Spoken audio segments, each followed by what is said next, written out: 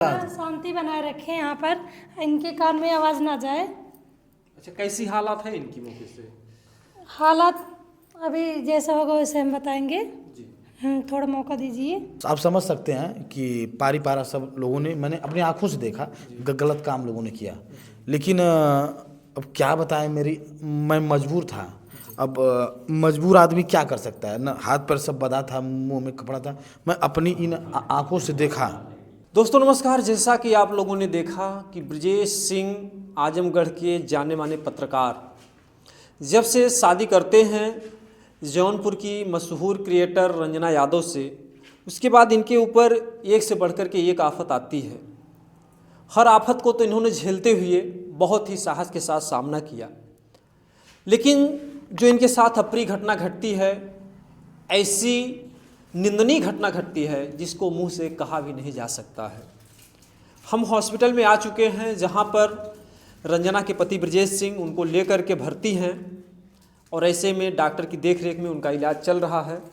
आप देख सकते हैं कि यहाँ पर जो है मैडम जी इलाज कर रही हैं और ब्रजेश भाई यहाँ पर जो है बैठे हुए हैं। हम थोड़ा इनसे जानने का प्रयास करेंगे कि मौके से क्या हाल है, किस तरीके की जो है कंडीशन है इनकी पत्नी की, क्या हाल है। अभी मैडम जी ने बताया कि मामला बहुत सीरियस है और जो कल का मामला है, हम लोग खाना वाना खा के बैठे थे, अचानक 7 से 8 लोग आते हैं डंडा और हाँकी लेकर के, तबातोड़ मारपीट करने लगते हैं। और रंजना ने पहले तो हमसे मारपीट करते हैं, तो रंजना दौड़ के आई और पकड़ा पकड़ी की। 2 लोगों ने रंजना को पकड़ा और दबोच लिया। इसके बाद बाकी जो 4-5 लोग हमको पकड़ लिए, लात घुसा भी मारे। इसके बाद हमको ज़बरदस्ती मुंह में कपड़ा ठूसे और ले जाकर के पेड़ में बांध दिए। और इसके साथ शांति बनाए रखें यहाँ पर, इनके कान में आवाज़ ना जाए। अच्छा, कैसी हालात है इनकी मौके से? हालात अभी जैसा होगा वैसे हम बताएंगे। जी। थोड़ा मौका दीजिए। जी। अभी मतलब कि जैसे हालात जो है गंभीर ही है। हाँ, गंभीर है। अच्छा अच्छा।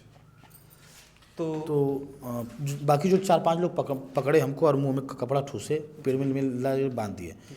और आप समझ सकते हैं कि पारी पारा सब लोगों ने, मैंने अपनी आंखों से देखा गलत काम लोगों ने किया। लेकिन अब क्या बताएं, मैं मजबूर था। अब मजबूर आदमी क्या कर सकता है ना, हाथ पर सब बंधा था, मुंह में कपड़ा था, मैं अपनी इन आंखों से देखा। हाँ, मैंने इन अपनी आंखों से देखा। हाँ, आप समझ ही सकते हैं कि इनकी आंखों के सामने इनकी पत्नी का जो है सामूहिक जो जिसे गैंग रेप कहा जाता है वो घटना घटती है।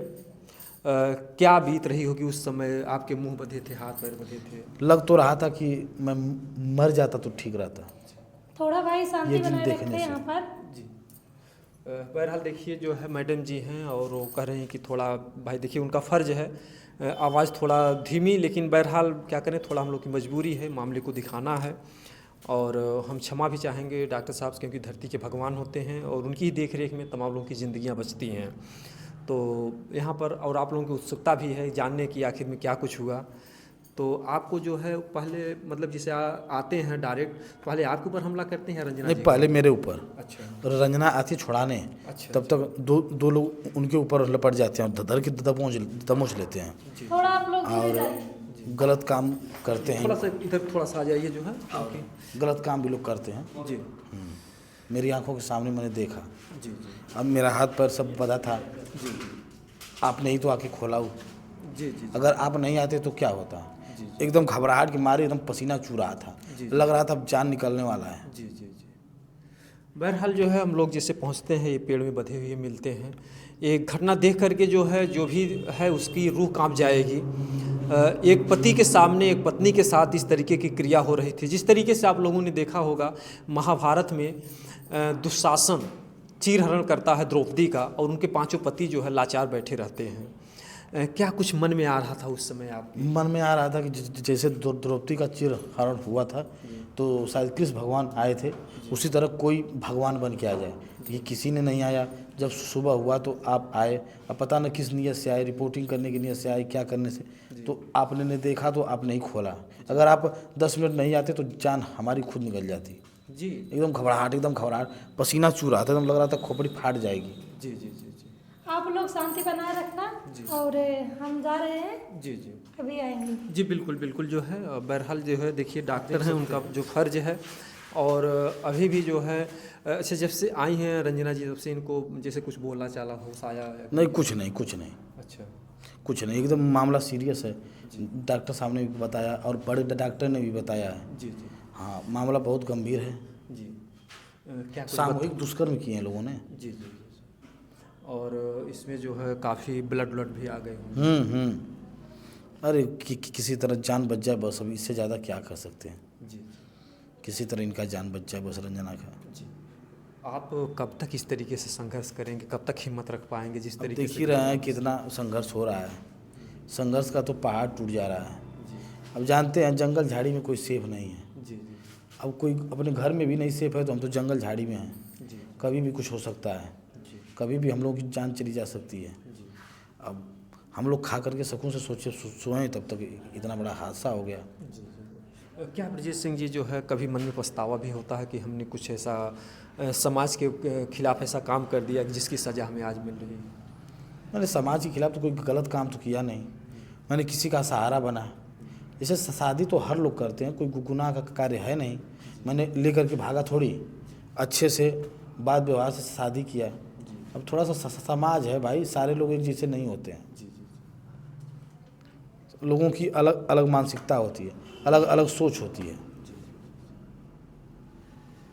इस तरीके से जो है इनके साथ जो हादसा होता है बहुत ही दर्दनाक, बहुत ही निंदनीय है। जब भी कोई किसी लड़की का हाथ थामता है तो उसकी वो पत्नी हो जाती है, उसकी पूरी जिम्मेदारी उसके कंधे पर हो जाती है।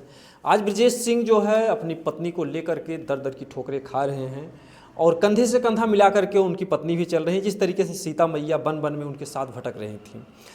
अगर मुसीबत श्री राम प्रभु के ऊपर आ सकती है, जो कि उन्हें भगवान माना जाता है, और उनका भी जो है उस समय में, उस ज़माने में सीता मैया का हरण हो जाता है, तो आज का आम व्यक्ति जो है कितना सेफ हो सकता है। हम लोग का वीडियो दिखाने का ही मकसद है कि इस तरीके की घटनाएं आपके भी साथ हो सकती हैं। क्या कुछ उस समय मन में कुछ चल रहा था, काश हमारे हाथ छूट जाते, काश हमारे पास इतना बल होता तो मैं कुछ मन में बेचैनी हो रही थी, घबराहट हो रही थी, लग रहा था पागल हो जाएंगे।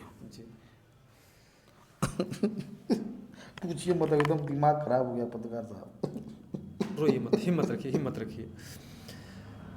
रखिए। जो है ये ब्रजेश सिंह भी जो है मुसीबत सहते सहते एकदम बिल्कुल टूट चुके हैं और अब हम इनसे बहुत ज़्यादा बात करने का प्रयास नहीं करेंगे।